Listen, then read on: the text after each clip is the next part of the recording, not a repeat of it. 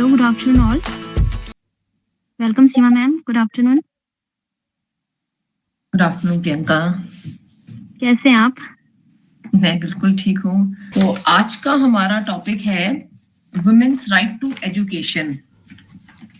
Actually ऐसे तो ये बहुत ही सिंपल सा है, जैसे ये टॉपिक का एक टॉपिक है, ये बहुत ही सिंपल सा लगता है, राइट टू एजुकेशन, जो कि अब एक नॉर्मली बेसिक राइट है, फंडामेंटल राइट है हमारा अंडर आर्टिकल 45 कि सबको एक बेसिक एजुकेशन मिलनी चाहिए। पर महिलाओं के संदर्भ में ये थोड़ा पोजीशन टफ है। आज भी कई जगहों पे गरीबी के, इसके बहुत सारे कारण हैं। गरीबी के कारण, जल्दी शादी के कारण, या फिर और भी अन्य कारणों के वजह से महिलाओं को, स्पेशली इनफैक्ट मिडिल क्लास में छोटी बच्चियों को ही एजुकेशन ड्रॉप आउट करना पड़ता है, उन्हें छोड़ना पड़ता है। और अगर आप ये रूरल एरिया में देखें, जैसे हम लोग तो मेट्रोपॉलिटन सिटीज में बैठे हैं, तो यहाँ तो कोई प्रॉब्लम नहीं है, सभी बच्चियां स्कूल जाती हैं।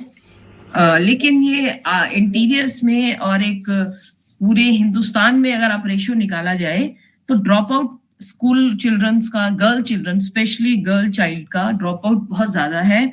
उसका कारण गरीबी भी है और एक जेंडर बेस वो भी है, डिस्क्रिमिनेशन जिसे कहते हैं। जैसे कि गांव में नॉर्मली होता है कि भाइयों को पढ़ने भेज दिया जाता है, बहन का ड्रॉप आउट करा दिया जाता है, गरीबी या घर में किसी भी कारण से। उससे ये इस तरीके से, मतलब एक दिमागी या मेंटल वो रहता है, मेंटालिटी ये है कि लड़कियां घर का काम सीखें। आज भी मतलब इस तरीके से गाँव में रहता है, यही मैं एक वो दिमाग में रहता है कि इनको तो आगे चल के घर संभालना है, तो ये उस पर ज्यादा फोकस करें बजाय कि पढ़ाई कराएं। इसीलिए लड़कों को पढ़ने दिया जाता है, लड़कियों की पढ़ाई किसी न किसी कारण से छुड़वाई जाती है। या फिर दूसरा मेन कारण है बाल विवाह जिसे हम कहते हैं, अर्ली मैरिज हो जाती है अगर, तो उसमें भी पढ़ाई छुड़वा दी जाती है ज्यादातर।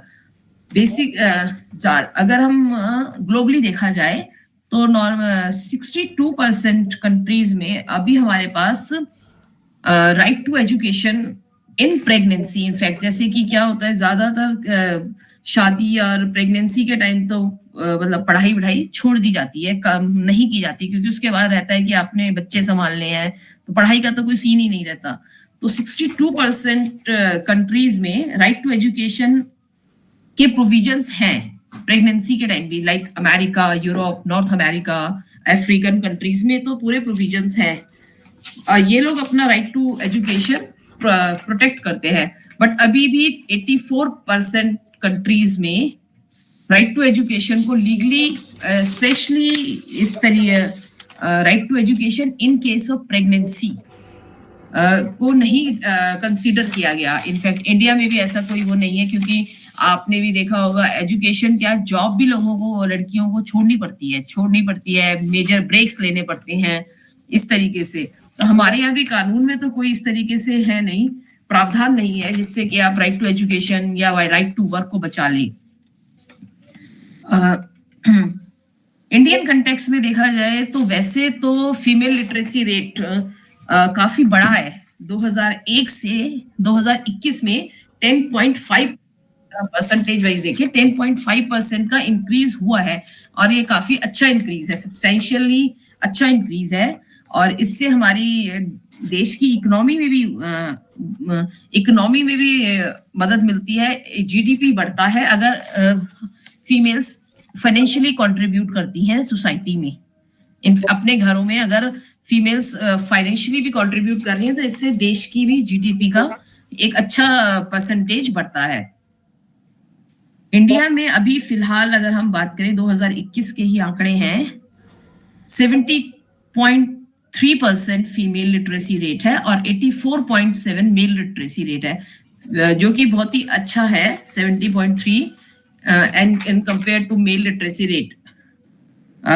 एजुकेशन जैसे कि सबको पता है एक बेसिक राइट है, और इसे अब फंडामेंटल राइट में भी इंक्लूड कर दिया है कि 8वीं क्लास तक, in fact primary to middle class education free of cost और एक फंडामेंटल राइट है, बेसिक राइट्स मिले। इसका बेसिक रीज़न ये है, इससे एक अच्छा इक्वालिटी है। ये एक सोसाइटी में एक इक्वालिटी लेके आता है। मतलब अगर आप पढ़े-लिखे होंगे होती हैं महिलाएँ भी, तो वो आपको इंडिपेंडेंटली फ़ील होता है, एक आपका अलग सेल्फ कॉन्फिडेंस अलग आता है और वो आपको एक एक एम्पावरमेंट रहती है पढ़े-लिखे होने से। नॉलेज देखिए, नॉलेज और ज्ञान तो एक बहुत बड़ा ही सागर है और इसमें बेसिक ये है कि अगर आप एक अच्छा पढ़ लिख के एक जॉब में या किसी भी तरीके से फाइनेंशियली, यहाँ पे मैं अगर बात करूँ महिलाओं के कंटेक्स्ट में, तो फाइनेंशियली इंडिपेंडेंस होना बहुत ही ज़रूरी है। चाहे कोई कितने भी वेल ऑफ फैमिलीज़ हों, बट फिर भी महिलाएँ अगर अपने उससे फाइनेंशियली इंडिपेंडेंट होती हैं, तो उनके डिसीजन मेकिंग में भी उनकी एक भूमिका रहती है घर में। घर में हो, बाहर हो और उन एक नज़रिया घर वालों का भी और दुनिया का भी।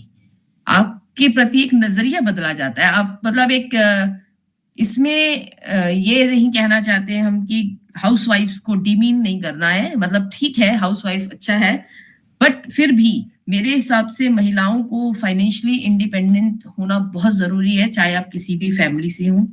बट आपके पास एक फाइनेंशियली इंडिपेंडेंस होनी चाहिए जिससे आपकी एक डिसीजन मेकिंग रहती है, आपकी एक सोसाइटी में अलग से रिस्पेक्ट रहती है, आपको एक अलग नज़रिए से देखा जाता है। ये नहीं कि आप घर में बैठ के बस बैठे हैं और बस टाइम पास कर रहे हैं।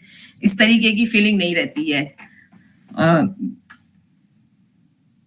1951 में जब फर्स्ट टाइम सर्वे हुआ था, हमारा लिटरेसी रेट था 8.9%, जो कि काफी लो था, बट 2021 में बढ़कर अब ये 75.1% हो गया है, जो कि एक बहुत अच्छी बात है।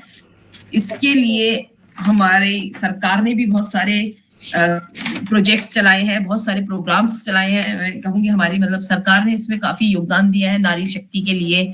नारी शक्ति का एक स्पेशल वो है इसमें सरकार की हमने देखा है इसमें 8 वेलफेयर स्कीम्स है एक्चुअली बेसिक जो उन्होंने चलाई हैं और जिससे काफी बल मिला है।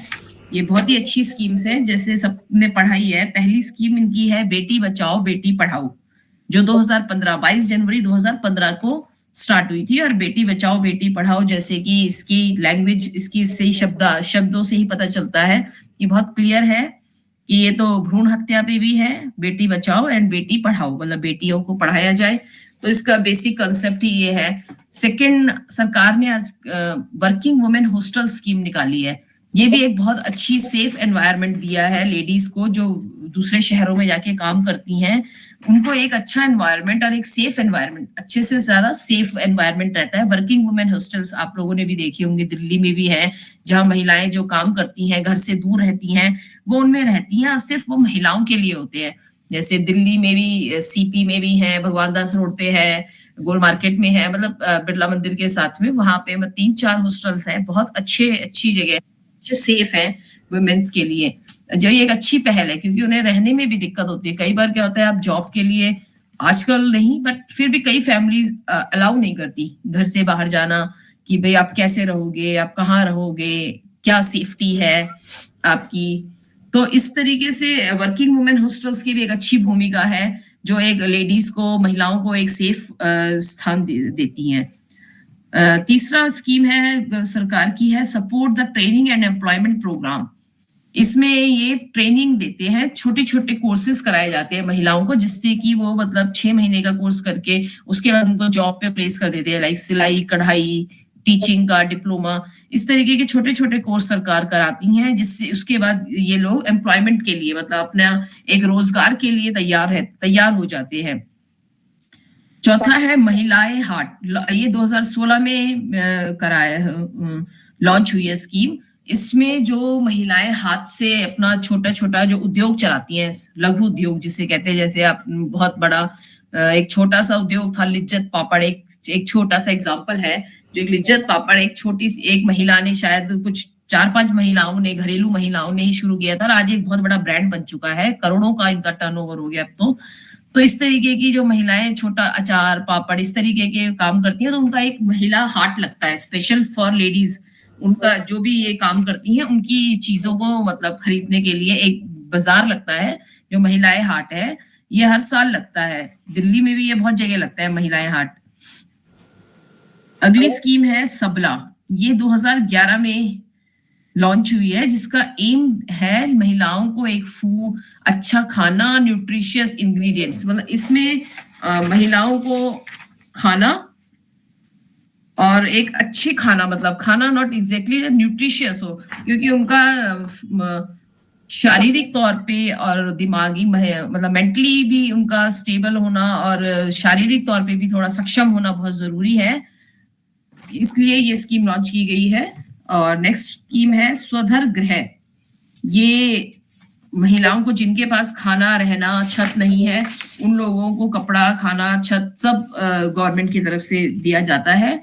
और एक है वन स्टॉप सेंटर, ये बेसिकली ये उनके लिए है जो थोड़ा सा किसी कानूनी उसमें फंसे हैं, उनको एक काउंसलिंग चाहिए, फ्री लीगल एड चाहिए, पुलिस एड चाहिए, और साथ में उन्हें रहना खाना तो फ्री में दिया ही जाता है इन सेंटर्स में।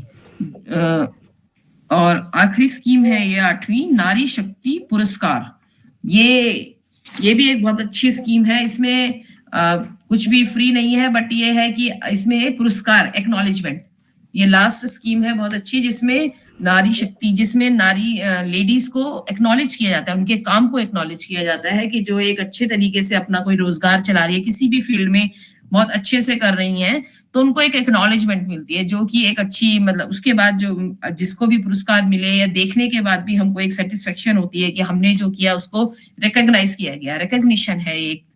तो ये पुरस्कार के तौर पे सम्मानित किया जाता है महिलाओं को अलग अलग तरीके से, जो अपने फील्ड में, कोई सामाजिक फील्ड में, कोई लघु उद्योग में, कोई किसी भी फील्ड में जो अच्छा करती हैं, उन सबको ही दिया जाता है। बेसिक एजुकेशन, महिलाओं का एजुकेशन की कमी के कुछ मेन रीजंस हैं, 3-4 जो मैं डिस्कस करूंगी।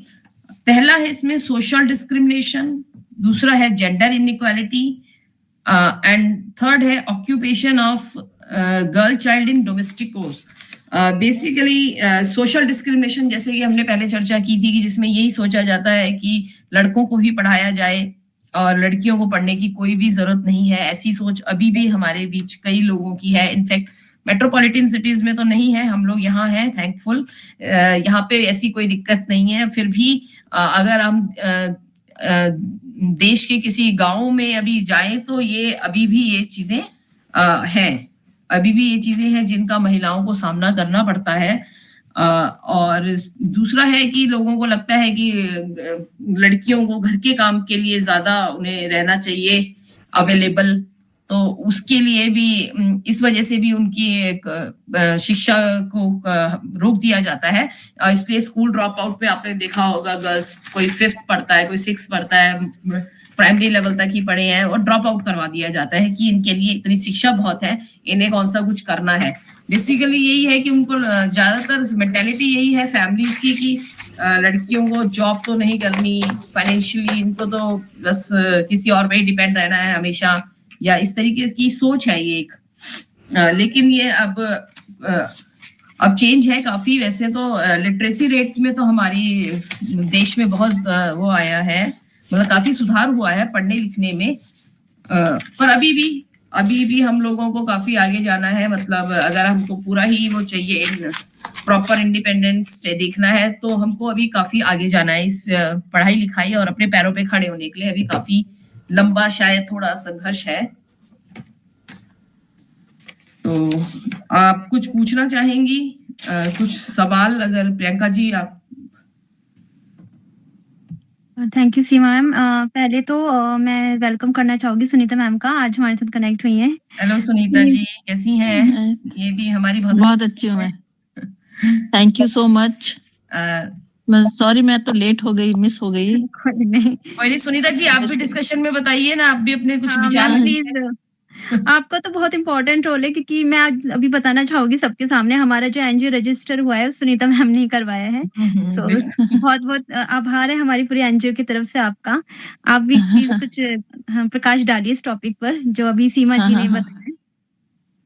हम लोग एजुकेशन पे बात, थैंक यू सो मच। मैं तो सबसे पहले ये बोलना चाहूंगी प्रियंका जी कि आपका और आपके साथ सारिका मैम आई थी, आप लोगों का जो एक है ना एंथुजियाज्म, जो मैंने देखा, एंथो मतलब काम करने के लिए, मतलब बहुत जोश था कि नहीं हमें कुछ करना है, कुछ करना है, तो मुझे बहुत अच्छा लगा।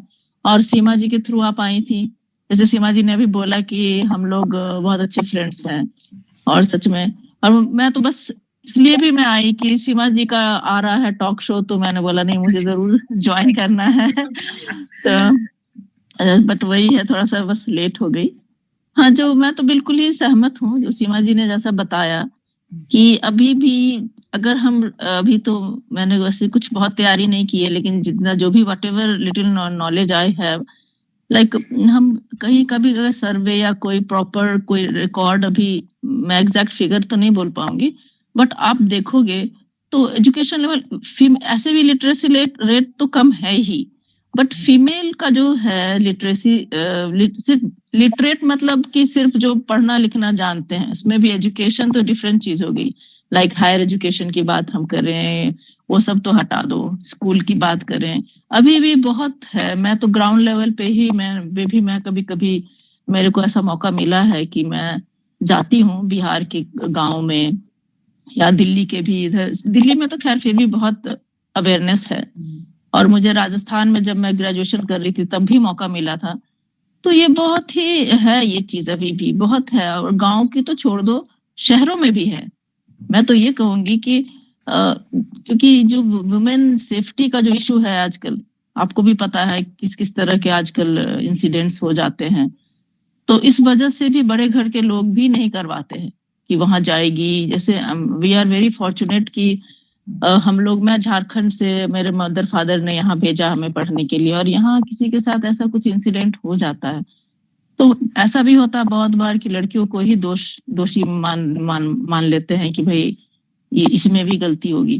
तो ये मेंटालिटी अभी है, तो इस वजह से भी लोग पढ़ने नहीं भेजते हैं कि नहीं जो यहाँ है यही कर लो। मेरी भी खुद एक फ्रेंड थी बहुत क्लोज, उसको नहीं भेजा उसके मदर फादर ने, नहीं तुम यहीं रहो, जो बोकारो में जितना पढ़ाई करना है यहीं करो, नहीं जाना बाहर। तो ये तो है, सबसे पहले तो यही है कि मेंटेलिटी ही चेंज करने की बात है, जो कि घर से ही शुरू होगी। और घर से ही ईच एंड एवरी, मतलब घर के जो, और ये बहुत बड़ी बात है कि अगर फीमेल फ्रैटर्निटी है, अगर फीमेल काउंटर पार्ट अगर एजुकेटेड होगी, तभी समाज का विकास होगा। ये तो मेरा बहुत ज्यादा, मतलब मेरा मानना है कि अगर वो लेडीज अगर पढ़ी लिखी होती है घर की, तो अपने बच्चों को करवाती ही है। जिसमें भी देखो आप, फर्स्ट जनरेशन जो भी जनरेशन में लेडी अगर फोर्थ तक पढ़ी है, तो उसके बच्चे उससे ज्यादा पढ़े होंगे। अगर वो ग्रेजुएट है तो उससे ज्यादा। ये बस यही चीज है, अगर फीमेल अगर एजुकेटेड है तो वो एजुकेशन का अपने आप ही एक जो क्या बोलते हैं, एक लैंडमार्क, और मतलब वो अपने आप ही तय हो जाता है, एक यार्ड स्टिक कि हाँ ये पढ़े लिखे हो जाएंगे बच्चे।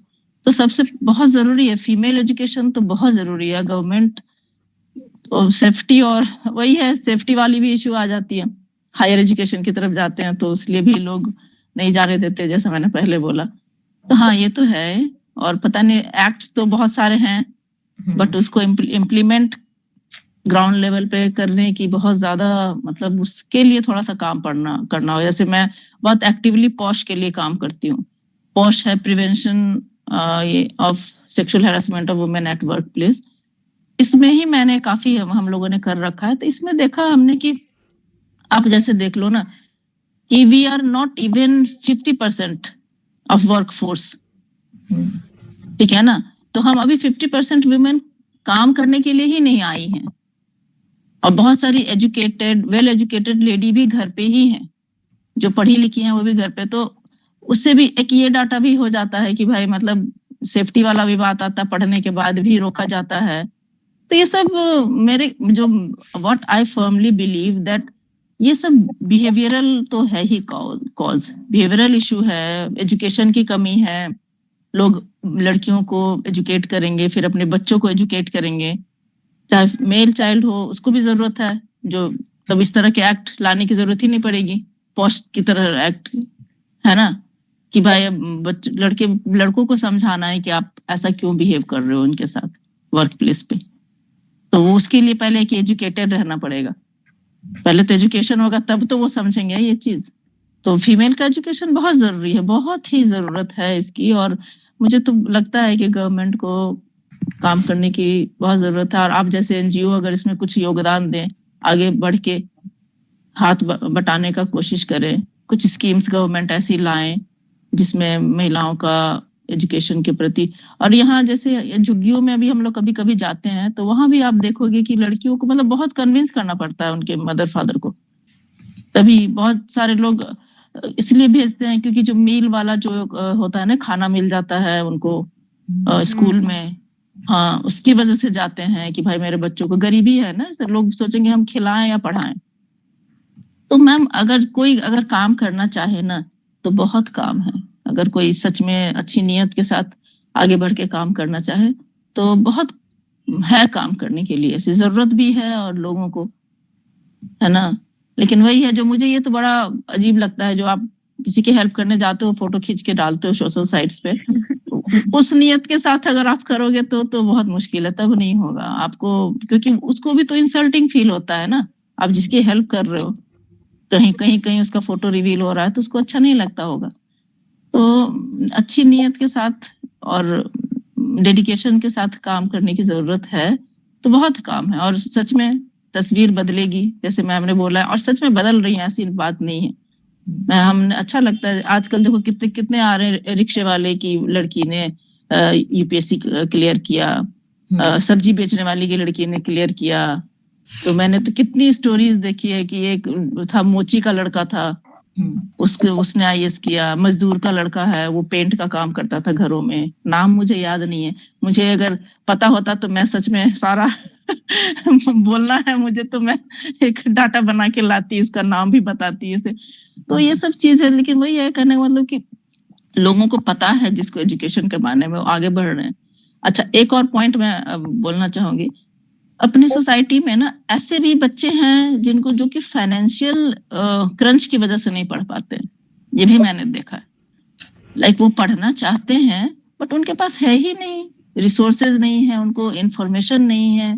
तो एक लड़की आई जो मतलब मेरे फैमिली के बहुत क्लोज ही थे, तो उसने बोला नर्सिंग करना, बहुत ब्रिलियंट है वो पढ़ने में, मुझे नर्सिंग करना है दीदी, नर्सिंग करना। मैंने कहा नर्सिंग क्यों करना है?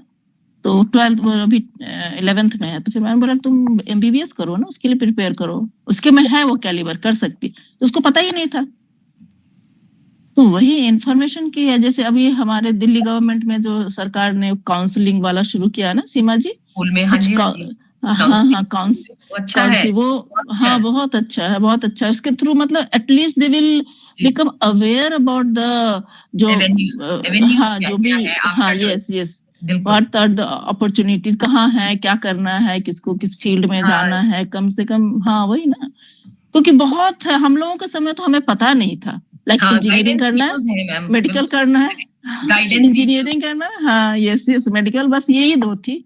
अब तो देखो इतना सारा है, बहुत मतलब मैं क्या बोलूं, महासागर है, ओशन है, बहुत सारी, मतलब इतने सारे डेटा ही साइंस करके लोग कितना सारा काम करते हैं। मुझे तो पता भी नहीं था डेटा इंजीनियरिंग भी होती है, इंजीनियरिंग में भी अभी इसी तरह के होते हैं। हम लोगों को तो बहुत कम पता होता था, मैकेनिकल, सिविल। हाँ जी हाँ जी। तो वही है कि है अभी लोगों को अवेयरनेस की। और हाँ, अगर मैं तो सबसे बोलूंगी जो भी थोड़े से सक्षम है, अगर ऐसे कोई बच्चा दिख जाए जो कि करना चाहता है जेन्युइनली, उसके में टैलेंट है, तो उसको थोड़ा बहुत हेल्प कर देना चाहिए। तो फिर ना उससे बहुत मतलब एक दो बच्चों का किया है, इतना अच्छा लगता है ना उनके चेहरे पर जब स्माइल आती है, जब उनका रिजल्ट अच्छा आता है, आपसे वो बात करने आते हैं, आपको बताते हैं कि थैंक यू सो मच, आपने हेल्प किया। तो खैर वो तो अलग बात है, वो तो खुद के लिए सेटिस्फेक्शन के लिए होती है वो बात, राइट, कि हाँ मैंने किसी को हेल्प किया। लेकिन अच्छा लगता है कि बच्चे आगे बढ़े। एक बच्चा अगर आगे बढ़ जाता है घर में, तो पूरा परिवार आगे बढ़ता है। यस यस यस, बस वो तो मैं मानती हूँ। तो इसलिए बहुत ही इम्पोर्टेंट टॉपिक है ये। और थैंक यू वेरी मच, मुझे आप लोगों ने बोलने का मौका दिया, और थैंक यू सो मच, अच्छा लगा शेयर करके आप लोगों के बीच आकर के। Thank you. Thank you Sunita ma'am. और मैं अब सारिका मैम से कहना चाहूंगी और आरती जी से भी, अगर वो कुछ बात करना चाहे तो कर सकते हैं। Sarika ma'am. First of all thank you Seema ma'am, thank you Sunita ma'am. आप लोग के व्यूज सुन के बड़ा अच्छा लगा कि एक हम, क्योंकि यहाँ पर हमारा महिला एजुकेशन पे ही काम जो टॉपिक ही है, और महिलाओं ने ही, और आप लोग ऐसे उससे जुड़े हुए हैं कि आप लोग के जो विचार है वो यदि हमारे लोगों तक पहुंचे, क्योंकि यहाँ लोगों को पता ही नहीं है कि क्या लॉज हैं, क्या स्कीम चल रही है। तो उसके मतलब आप लोग के व्यूज के थ्रू हम अपने एनजीओ की तरह से हम जब कभी ग्राउंड लेवल पे हम जाके काम करेंगे तो एटलीस्ट हमें ये भी पता रहेगा कि ये हमें बताने हैं। तो आज मुझे बड़ा अच्छा लगा कि कि हमारे साथ में क्या है कि रिसोर्सेस की कमी है, जो एजुकेशन अभी महिलाएं नहीं ले रही हैं। कई ऐसी ऐसी जगह पे बहुत ही ब्रिलियंट स्टूडेंट्स हैं, खासतौर से जो गर्ल्स हैं। प्रॉब्लम क्या है कि उनकी रिसोर्सेस की कमी है।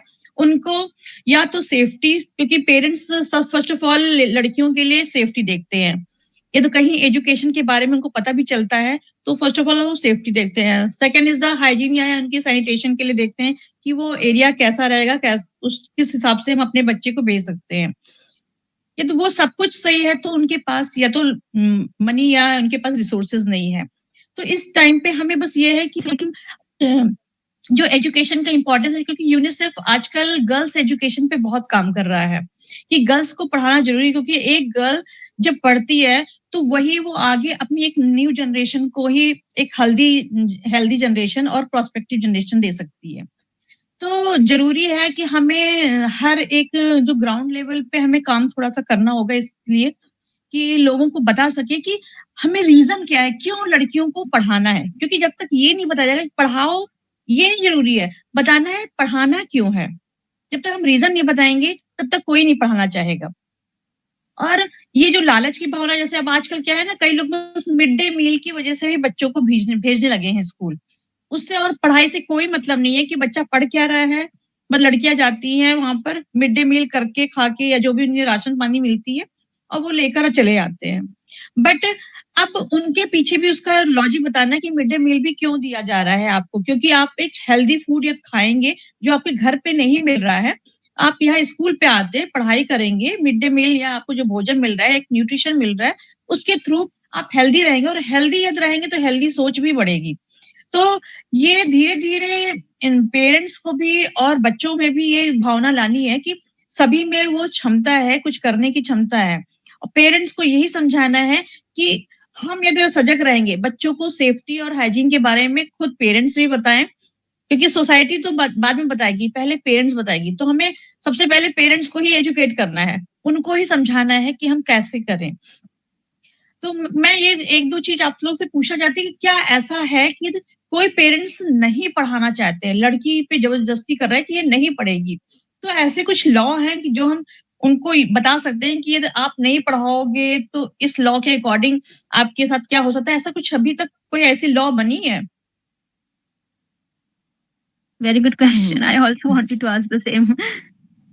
जहाँ तक मुझे लगता है मैम, ऐसा तो कुछ जबरदस्ती ये वाला नहीं। सही कह रही है मैम, अभी तक ऐसा कुछ नहीं है कि पनिशमेंट, आप समझ रही हैं, आप शायद उस तरीके से ले रही हैं कि कोई पनिशमेंट प्रिस्क्राइब हो अगर स्कूल नहीं भेजा बच्चों को। एज सच अभी सरकार ने इस तरीके से तो कोई कदम उठाया नहीं है। बेसिक वैसे फंडामेंटल राइट्स तो बना ही दिया है, राइट टू एजुकेशन को, बट उसमें कोई पेनल्टी या फाइन नहीं है इस तरीके से गार्जियंस के लिए या पेरेंट्स के लिए।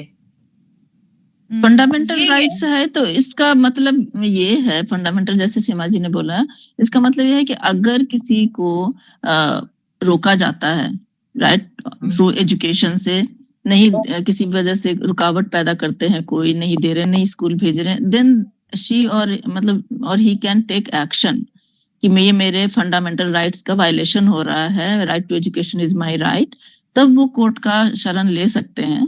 लेकिन ऐसे उनके पे एनफोर्स करने के लिए तो ऐसा कुछ नहीं है, मतलब। लेकिन ये है कि आपको ये चीज, आप बिल्कुल सही कह रही हैं कि अवेयरनेस क्रिएट करने की जरूरत है, कि उनको बताना है कि फंडामेंटल राइट्स का मतलब क्या होता है। कि अगर आपको कोई, मान लो कुछ लोगों को पता हो, जो वो कंप्लेन भी कर दें कि भाई हम पढ़ना चाह रहे हैं लेकिन मेरे मदर फादर या जो भी है रिलेटिव है मैं पढ़ने नहीं दे रहे, या मेरे माता पिता को रोक रहे हैं पढ़ने से।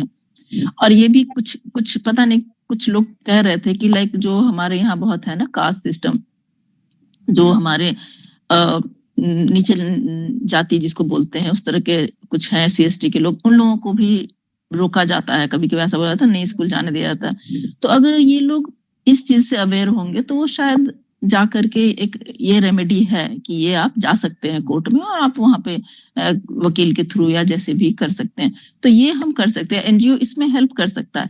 बट ऐसा कोई लॉ नहीं है कि आप उसको एनफोर्स करो, अगर आप स्कूल नहीं भेजते हो तो आपको पनिशमेंट मिलेगी, ऐसा तो मतलब बट मैम वो सही कहा आपने, जैसे जाति के आधार पे अगर डिस्क्रिमिनेशन हो तो SC/SC एक्ट में वो कर सकते हैं कंप्लेंट। वैसे भी सीमा जी, लाइक फंडामेंटल राइट है ना ये। हाँ, बेसिक इसका वायलेशन। तो फंडामेंटल राइट का वायलेशन में आप जा सकते हो, रिट फाइल कर सकते हो या कहीं भी, तो ये चीज तो है ही अपने पास एक।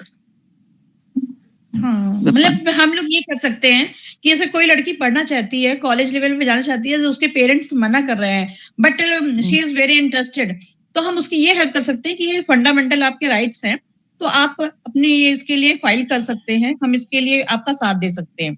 तो दैट मीन्स कि इस तरह से वो मतलब इस वे से जाएं, यानी कि कानून का सहारा लें, तो शायद उनको आगे मौका मिल सकता है। जी, आपकी वॉइस हेलो, आवाज आ रही है? हाँ जी, मेरे को तो आ रही है, मैडम को नहीं आ रही। ओके, तो दैट मीन्स मतलब यही है, क्योंकि मैं जो यहाँ बात कर रही हूँ कि एजुकेशन किस तरह से हम किसी को बेनिफिट, क्योंकि एनजीओ यहाँ पर किस तरह से किसी की हेल्प कर सकती है, तो मैं एक्चुअली उनको राइट से बताएं कि ये आपका राइट है। इट मीन्स कि हम गर्ल्स को राइट्स बता सकते हैं, ये आपका राइट है, आपको पढ़ने का अधिकार है, तो आप इसके लिए छीन नहीं सकता किसी को। जी, बिल्कुल। Thank you ma'am, thank you, क्योंकि ये हमारा जो है, क्योंकि हमें एजुकेशन तो चलिए हम लोग अपनी तरह से दे रहे हैं, जैसा कि हमारे वंडर वुमेन्स का ये चल रहा है, सीरीज चल रहा है, प्रियंका क्लास लेती है एजुकेट करने के लिए ही, हम लोग अदर भी जाते हैं, और जो भी हमारी ये सीरीज चल रही है वो भी एजुकेशन पे ही बात कर रही है। बट जब हम किसी ग्राउंड लेवल पे मिलते हैं या हम किसी झुग्गी झोपड़ियों में जाते हैं, तो वहाँ कुछ ऐसे टैलेंटेड बच्चे भी दिखाई पड़ते हैं जिनमें बहुत ही एफर्ट्स वो करना चाहते हैं, बट उनके पेरेंट्स नहीं देना चाहते हैं, तो उनको समय रहते ही जब वो 18+ होती हैं, तो उनको बताया जा सकता है कि आपके राइट्स है और आप इसमें, हाँ, तो वहाँ हम उनकी हेल्प कर सकते हैं। बिल्कुल, बिल्कुल। Thank you Seema ji, thank you. Aarti ji, आप कुछ बात करना चाहेंगी सीमा मैम और सुनीता मैम से? ये आज पहली बार हुआ है कि दोनों ही हमारे लिए बहुत अच्छी गोल्डन अपॉर्चुनिटी है कि दोनों इतनी वंडरफुल वुमेन सुनीता मैम और सीमा मैम हमारे साथ कनेक्ट हुई हैं। तो आरती जी, अगर आप कुछ पूछना चाहती हैं तो आप पूछ लीजिए। Hello everyone, thank you Sunita ma'am, Seema ma'am हमें ज्वाइन करने के लिए। ये टॉपिक बहुत अच्छा है और बहुत इम्पोर्टेंट भी है, स्पेशली फॉर वुमेन्स। एजुकेशन के लिए मुझे एक सबसे बड़ा रीज़न डॉरी सिस्टम भी लगता है, दहेज। लोग सोचते हैं कि खर्च करना पड़ेगा, शादी में दहेज देना पड़ेगा, तो अभी क्यों खर्च करें, पढ़ाई पे क्यों खर्च करें या फिर करियर पे क्यों खर्च करें। इसलिए मोस्टली घरों में क्या होता है, लड़कियों के ड्रीम्स को मार दिया जाता है। अगर किसी को डॉक्टर बनना है तो बहुत खर्चा होगा, क्यों खर्च करना है, शादी में भी तो देना पड़ेगा। फिर लोग सोचते हैं कि जितना पढ़ाएंगे उतना ज्यादा शादी में देना पड़ेगा। तो डॉरी सिस्टम एक इसका बहुत बड़ा रीजन मुझे लगता है। तो मैं चाहती हूँ कि डॉरी सिस्टम तो बंद ही हो जाए तो ज्यादा बेटर है, क्योंकि ये सिर्फ इसका ही रीजन नहीं है, ये कई चीजों का रीजन है। मतलब गर्ल्स जो कन्या भ्रूण हत्या होती है उसका भी बहुत बड़ा रीजन है, ये डॉरी देनी पड़ती है। इस वजह से लोग क्या करते हैं, लड़कियां ज्यादा नहीं होना चाहिए तो उसको पहले ही मार देते हैं। डॉरी सिस्टम पे तो मैम हमारे कानून है काफी, उसके ऊपर तो काफी कानून बने हुए हैं और जो कर रहे हैं इम्प्लीमेंट भी हो रहा है। जैसे उसके लिए तो पुलिस कंप्लेंट वगैरह प्रॉपर FIR कर सकते हैं। वो तो अगर कोई कानून दहेज की मांग करता है किसी भी तरीके से, उसके लिए अगर वो मेंटली या फिजिकली टॉर्चर करता है किसी को, किसी भी तरीके का दबाव बनाना बताता है, तो इसके लिए तो पुलिस कंप्लेंट आराम से कर सकते हैं। उसके तो पूरे प्रावधान है हमारे कानून में। गवर्नमेंट ने अभी बहुत सारे लॉस बना दिए हैं डॉरी सिस्टम के लिए, बट एक्चुअली प्रॉब्लम अवेयरनेस की है। लोगों के मेंटल सेटलमेंट ऐसी हो गई है कि उनको नहीं लगता कि डॉरी सिस्टम देना कोई बुरी बात है। उनको लगता है इट्स वेडिंग गिफ्ट। ये कल्चरल वो लगता है, एक्चुअली कल्चर में आ गया। हाँ, ये कल्चर में आ गया, वो इसके अगेंस्ट जाना ही नहीं चाहते। हाँ, उनको वो लगता नॉर्मल है ये एक लगता है। रस्म है। ये तो हाँ, देना कोई इसमें कुछ गलत नहीं, उनको लगता नहीं है कि हम अगर किसी को डॉरी दे रहे हैं शादी में, तो उनको ये कुछ गलत नहीं लगता। तो ये बहुत बड़ा मतलब ये बहुत क्रिटिकल है अपनी सोसाइटी के लिए, ये चीज़ ठीक नहीं है बहुत, मतलब इस चीज़ को अगर खत्म करना है तो उसका एक ही तरीका है अवेयरनेस। हमें पर्सनली बात करनी पड़ेगी, गर्ल्स को स्पेशली जोड़ना पड़ेगा, क्योंकि पेरेंट्स को तो ये लगता है कि dowry system is a normal चीज़, कोई बड़ी बात नहीं है। अगर शादी करने के लिए डॉरी दे रहे हैं तो इट्स ओके, बट इस चीज़ से हमारी आने वाली जनरेशन बहुत इफ़ेक्ट हो रही है। बिल्कुल। इसके लिए तो इसीलिए मैम महिलाओं का ही सशक्तिकरण, मतलब उनको ही जरा हाँ, इंडिपेंडेंट होना ज़रूरी है, पढ़ाई-लिखाई के तौर पे ही। पढ़ाई-लिखाई होगा, अवेयरनेस होगी, तभी वो इस पे कुछ कह भी सकती हैं, मना भी कर सकती हैं। जैसे कई लड़कियों का आता है, मैंने भी पढ़ी है, स्टोरीज़ आती हैं कि उन्होंने डॉरी हाँ, के चक्कर में अपना शादी तोड़ दी, मना कर दिया, एक स्टैंड लिया। हाँ, तो अगर उन्हें हाँ, अवेयरनेस होगी, नॉलेज होगी, वो कुछ सशक्त होंगी, इंडिपेंडेंट होंगी, तभी वो एक डिसीजन ले पाएँगी इस तरीके का, आउट ऑफ द हाँ, वे जाके थोड़ा। हाँ, तो ये मुझे तब मुझे लगता है कि डॉरी सिस्टम धीरे-धीरे जैसे खत्म होगा तो अपने आप लोग फिर लड़कियों की पढ़ाई पे और उनके करियर पे खर्च करना शुरू करेंगे। ऐसा मतलब सिर्फ़ अदर सोसाइटीज़ में ही नहीं, अपने फैमिली में ही मैंने देखा है कि मतलब दहेज देना है इसलिए क्या-क्या एमबीबीएस नहीं कराया। बट वो जो लड़की थी वो उसके लिए बिल्कुल मतलब इतनी इंटेलिजेंट थी कि वो क्लियर कर लेती, बट क्योंकि दहेज देना पड़ेगा इस वज़ह से एमबीबीएस कराया ही नहीं, और अभी वो सिर्फ़ हाउसवाइफ़ है। तो ये एक कितना बड़ा सैक्रिफाइस है एक इंडिविजुअल की लाइफ़ का। बाकी अदर सोसाइटीज़ में जो स्लम एरियाज़ होते हैं वहाँ तो वहाँ की जो फैमिलीज़ और पेरेंट्स हैं उनको समझाना तो बहुत मुश्किल है। गर्ल्स एजुकेशन की इम्पोर्टेंस उनको समझाने के लिए हमको एक ग्रुप बना के अलग-अलग सोसाइटीज़ में जाना पड़ेगा। उनसे पर्सनली बात करनी पड़ेगी, तब कुछ चेंज आ सकता है। क्योंकि इंडिया में मेंटालिटी चेंज करना, अवेयरनेस लाना बहुत मुश्किल है। लोगों की सोच बदलना बहुत मुश्किल है। उसके लिए उनसे पर्सनली मिलना पड़ेगा, उनको समझाना पड़ेगा, क्योंकि अभी 2-3 साल पहले मैं टीचर थी, एज़ अ टीचर मैं एक स्कूल में मैंने जॉब किया है। तो उस टाइम हम लोग जाते थे ऐसे एरियाज़ में, मैं भेजा जाता था बीच-बीच में रिगार्डिंग प्रमोशन के लिए हमको भेजते थे। तो अगर जब हम ऐसे एरियाज़ में जाते थे, उनको बोलते थे एडमिशन कराओ अपने बच्चों का, तो वो कहते थे इसके लिए क्यों कराना है? काम ही तो करना है इसे, हमें क्या मिलेगा उससे? हमने बहुत उनको समझाने की कोशिश भी करी, बट उस टाइम इतना टाइम नहीं था कि हम लोग डेली वहाँ जाके उनसे मिलें और उनको एक लेसन दें और उनको मतलब हर डेली उनको समझाएँ, जाके उनसे मिलें और उनसे बात करें। लेकिन जितना हमने उनको कोशिश ना हम कर सकते थे हमने किया, बट वहाँ से बहुत कम एडमिशन हमको मिलते थे। मोस्ट लोगों का यही कहना था कि लड़की है, काम ही तो करना है, क्यों पढ़ाना है और हमें क्या मिल रहा है? उनका ये कहना था कि हमें बदले में क्या मिल रहा है? अगर हम एडमिशन करा रहे हैं तो हमें बदले में क्या मिल रहा है? तो ये सोच हो गई है कि अगर बदले में कुछ मिल रहा है तो लड़कियों को पढ़ाएँगे, अदरवाइज़ नहीं पढ़ाएँगे। तो इस्लाम एरिया में तो बहुत बुरी कंडीशन है।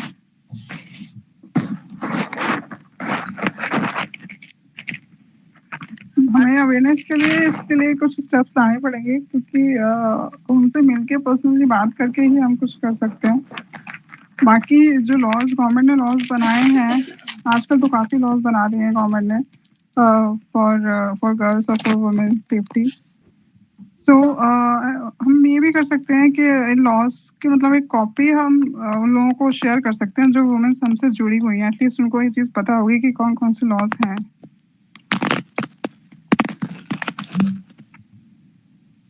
तो thank you so much join करने के लिए, और आई होप कि नेक्स्ट टाइम और भी लोग जॉइन करें। Thank you Priyanka, thank you ma'am. मैं बस एक चीज़ ऐड करना चाहूँगी, जैसे आरती मैम ने बोला कि हम लोगों से मिलना पड़ेगा और यही यही ही करना पड़ता है एनजीओ, क्योंकि ये हाँ, तो करना ही पड़ेगा। जैसे आप ऐसे लोगों को आप अपना टारगेट ऑडियंस शुरू में बनाओ कि हुँ, ऐसी बात नहीं है कि सारे ही ऐसे होते हैं। मान हुँ, लो एक बस्ती में अगर 50 लोग हैं, उसमें से कम हम 2-3 ऐसी फैमिली ज़रूर होंगी जो कि एजुकेशन के मतलब को जानती होगी इम्पोर्टेंस, और वो अपने बच्चों को पढ़ाने में, और जैसे मैं तो देखती हूँ, जैसे यही बगल में गाँव है, जो एक लेडी है काम हमारे यहाँ की, उसके हस्बैंड आई थिंक 2010 या 11 में ही चले गए थे, उसके 2 बच्चे हैं, वो उसको इतना मेहनत से, मतलब वो जानती है समहाउ, उतनी पढ़ी लिखी नहीं है, तो बिल्कुल भी पढ़ी लिखी नहीं, बस साइन करना जानती होगी, उसकी बेटी ने अब सिखाया कुछ साल पहले, 2 साल पहले।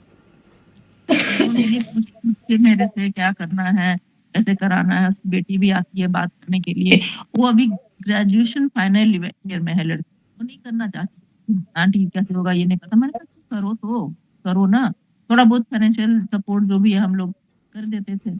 तो जब ऐसे फैमिलीज होंगे जरूर, मान लो एक फैमिली भी होगी, तो वो हम बस फैमिली से पहले मिले, फिर वो लोग जानते होंगे अंदर इंटरनली कौन कौन ऐसी फैमिली है जिससे बात करके हम उनको आगे ला सकते हैं, या जिनको मुश्किल है और वो नहीं पढ़, इनको देख के तो सीखते हैं ना कि इनकी बेटी ही गाँव में बस बाहर जाती है, जॉब करने भी जाती है, तो लोगों को तो लगता ही है। तो वैसे लोगों को जो पहले इंटरेस्टेड है, वैसे लोगों को फाइंड आउट करके हम लोग, और ऐसा नहीं सोचना है कि जिनसे हम बात किए ना वो सब आ ही जाए। अगर 10 से बात करोगे ना, तो अगर 2 आ जाए तो बहुत ही अच्छा रिजल्ट है। अगर एक भी आ जाए ना, 10 से बात करोगे और एक भी आ जाए, तो अपने आप को मतलब सेलिब्रेट करना है हमें कि yes we have achieved something. मतलब फीलिंग के साथ काम करना पड़ेगा। तो ये नहीं कभी डिसहार्टेंड नहीं होना है कि नहीं आएंगे, नहीं करें, तो इस तरह से धीरे-धीरे वो एजुकेशन, जो उसकी फैमिली बढ़ेगी तो बाकी लोग भी तो देखेंगे, अच्छा इसकी वजह से इतना हो रहा है, बड़ा वो कर रहा है, ये एनजीओ भी सपोर्ट कर रही है। तो हमारे लिए भी ठीक रहेगा ना कि शुरू में स्टार्टिंग लेवल पे हमें 1-2 को ही हेल्प करना होगा, धीरे-धीरे ही तो बढ़ते हैं। एक बार तो हम भी नहीं कर सकते हैं, है ना? तो ये एक स्ट्रेटजी अपना सकते हैं, जो मेरा एक सजेशन है अगर आपको। हाँ जी, ये हमारा बहुत बड़ा प्रोजेक्ट है कि मतलब अलग एक सोसाइटी डिसाइड करके हम लोग वहाँ जाएँ, उनसे बात करें, समझाएँ और प्रॉपर मॉनिटर करने की, मतलब हर डे हमें कुछ टाइम तक उनको मॉनिटर करना पड़ेगा कि उनकी एक्टिविटीज़ में कुछ चेंजेस तो नहीं आ रहे। तो ये हमारा प्लान है कि हम जल्दी इसको स्टार्ट करेंगे। यहाँ पे एक क्वेश्चन पूछना चाहूँगी, राइट टू एजुकेशन है वुमेन के पास, दैट्स फाइन, बट क्या होता है ना कि ये सिर्फ फीमेल्स के लिए नहीं होता, मेल्स के लिए भी होता है। पेरेंट्स चाहते हैं कि वो उनके बच्चे वो वाला कोर्स ले जो वो कभी अपने टाइम पे नहीं कर पाए थे, वो या जो वो, जैसे फॉर एग्जांपल वो डॉक्टर नहीं बन पाए, तो अगर उनकी बेटी डॉक्टर नहीं बनना चाहती, सपोज उसमें कोई दूसरा टैलेंट है, वो इंजीनियर बनना चाहती है, या वो आर्ट्स की फील्ड में जाके मे बी डांसर बनना चाहती है, लेकिन पेरेंट्स चाहते हैं वो डॉक्टर ही बने, इंजीनियर ही बने, तो ऐसी सिचुएशन में क्या करना चाहिए? ऐसे कैसे समझाना चाहिए पेरेंट्स को, नहीं एक ये भी लॉ होता है कि इसके अकॉर्डिंग मेरे को पूरी चॉइस है अपना सब्जेक्ट चूज़ करने की, एजुकेशन की। तो ये जो क्वेश्चन है मेरा सीमा मैम और सुनीता मैम दोनों से ये है मेरा क्वेश्चन। सीमा मैम।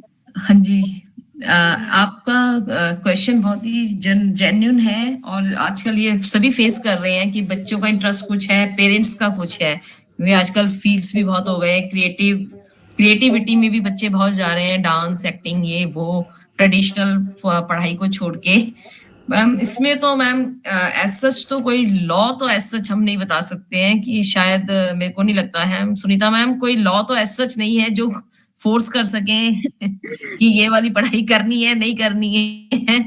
नहीं, इसमें लॉ तो नहीं है मैम, बस हाँ, बस इसमें तो यही है, पेरेंट्स को अब मतलब मान लेना चाहिए कि एमबीबीएस, इंजीनियर और 3-4 जो ट्रेडिशनल प्रोफेशंस हैं, उनसे अलग हटके भी बच्चे बहुत कुछ कर रहे हैं और अच्छा ही कर रहे हैं, चाहे वो क्रिएटिविटी है, चाहे वो डांसिंग है, या फिर एक्टिंग में भी आजकल काफी अच्छा है। तो इसके लिए तो मैम उन्हें 3 इडियट्स मूवी दिखाओ ऑन ए लाइटर नोट।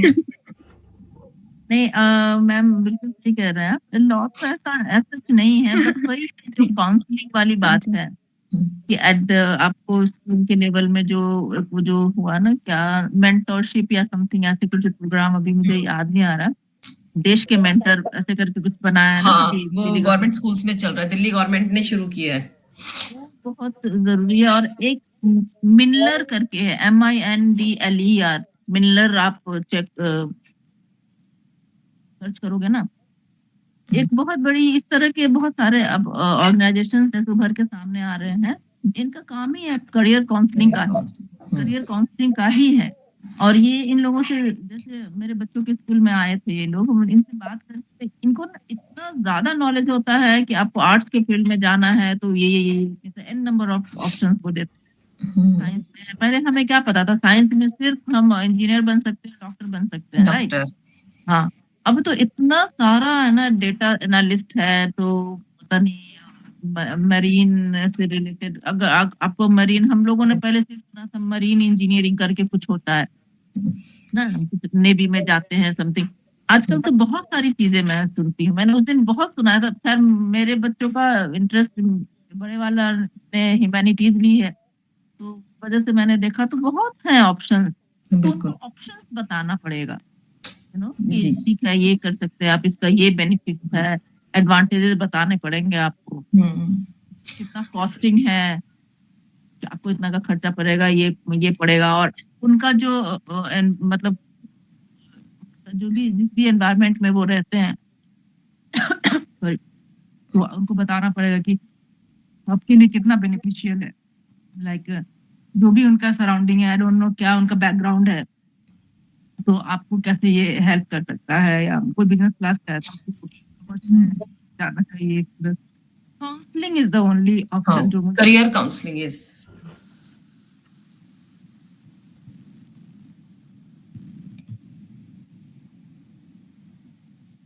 तो मेरे ख्याल से क्योंकि 5 बज चुके हैं और आई थिंक हमें वाइंड अप करना चाहिए, और कुछ कहना कोई क्योंकि लिसनर्स तो वी लेफ्ट कर दिए मीटिंग से, मे बी शायद विंटर्स की वजह से उतना नहीं है आज हमारे पास ऑडियंस। तो आरती जी और सारिका में कुछ ऐड करना चाहेंगे आप, या हमें वाइंड अप करना चाहिए? नहीं, थैंक यू प्रियंका। नहीं, वाइंड अप करना चाहिए क्योंकि ये टॉपिक तो वैसे बहुत ही ब्रॉड है, हम इस पे बात करें तो खत्म नहीं होगा। बट हम लोग को एक वो फंडामेंटल राइट्स और ये सब चीज के बारे में जो पता चल गया, तो जो हमें ग्राउंड लेवल पे काम करना है, तो उसमें ये हमें काफी हेल्प करेगा, राइट। हाँ, काफी हेल्प करेगा। तो दैट्स वाई हम नेक्स्ट और भी इस पे बात करेंगे आगे, जो हमारी सीरीज रहेंगी। हाँ, सेल्फ अवेयरनेस की बिल्कुल चलती रहेंगी। और जैसे भी एजुकेशनल राइट्स के ऊपर आज हमने सोचा था, अब नेक्स्ट मंथ में भी शायद कोई दूसरे टॉपिक पे फीमेल्स रिलेटेड, फिर सेल्फ अवेयरनेस की हो जाएंगी, उसके बाद हम जनरल अवेयरनेस के लिए स्टार्ट कर पाएंगे in future. So I hope कि ऐसे हम कनेक्ट होते रहेंगे, और सीमा मैम और सुनीता मैम का आशीर्वाद बना रहेगा हमारे साथ, ताकि हम आगे बढ़ते रहें। एंड पूरी एनजीओ की तरफ से और पूरे वंडरफुल वुमेन टीम की तरफ से आप दोनों मैम का फिर से तहे दिल से, I mean from the bottom of my heart thank you कर रही हूँ। Thank you so much for guiding us, and ऐसे ही अपना आशीर्वाद और प्यार बनाए रखिए, क्योंकि हम आपके बिना आगे नहीं बढ़ पाएंगे, हमें आपका सपोर्ट पूरा चाहिए। समय मिलेगा, सैटरडेज को आप रखते हैं एवरी सैटरडे, नो प्रॉब्लम। हाँ जी, समय निकाल पाते हैं सैटरडेज का समय बहुत।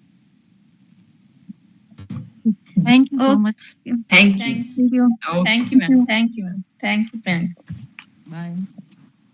Bye. Thank you.